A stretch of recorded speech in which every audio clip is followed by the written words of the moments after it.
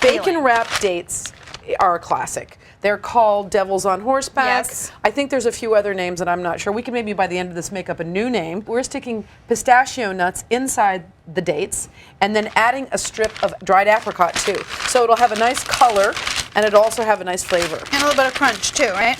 Yeah, that's what, and the salt with the sweet, you know, we love that. So I have bacon here. I'm just cutting it in thirds. And then we're going to wrap each one as Sarah I'm just prepares stuffing it. these inside of the dates. You don't even have to cut them in half All right, or so anything like that. Just sort of, you know, just shove them in there. So then I take the apricot and just wrap it, and you only need about a third of a strip of bacon.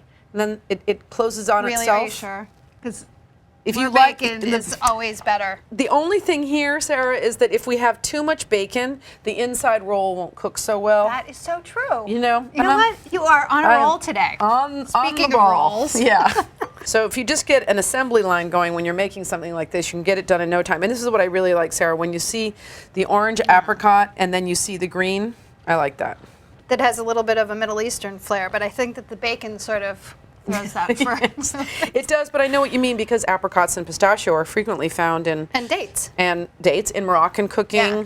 We both develop recipes a lot, and it's just kind of like you think about flavors that have gone together and have been, you know, living together in different cuisine styles for a long time, then borrow them and put them with other things, and then Yeah. you create a new recipe. Well, because they're that way for a reason, right? I mean, it's, you know, these classic combinations.